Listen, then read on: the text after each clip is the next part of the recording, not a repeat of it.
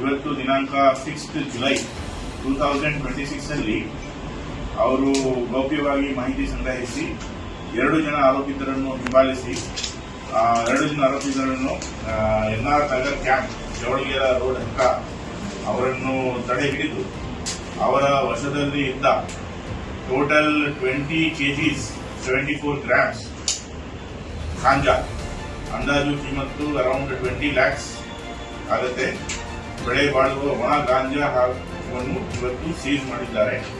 ಇದು one of the biggest Caesar's of Sindhanur taluk and Sindhanur sub division. ಹಾಗೂ ಅವ್ರ ಜೊತೆ ಅವರಲ್ಲಿದ್ದ ಮೋಟಾರ್ ಸೈಕಲ್ ಅನ್ನು ಕೂಡ ಇವರು ಸೀಸ್ ಮಾಡಿದ್ದಾರೆ.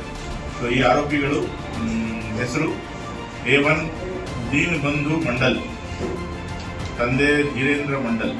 ಇವರು RH camp number 2 Sindhanur taluk ನಿವಾಸಿ. ಇನ್ನ A2 ಇವರ ಹೆಸರು ಶಂಭು ಸರ್ದಾರ್, ಇವರು ವಯಸ್ಸು 31 years. ಇವರು ಕೂಡ ಬಸವರಾಜೇಶ್ವರಿ ಕ್ಯಾಂಪ್ ಸಿಂಧನೂರ್ ತಾಲೂಕ್ ನಿವಾಸಿ. ಸೊ ಇವರನ್ನ ಗೌಪ್ಯವಾಗಿ ಮಾಹಿತಿ ಸಂಗ್ರಹಿಸಿ ಹಿಂಬಾಲಿಸಿಬಿಟ್ಟು ಇವತ್ತು ಈ ಕಾರ್ಯಾಚರಣೆಯನ್ನು ಮಾಡಿದ್ದಾರೆ.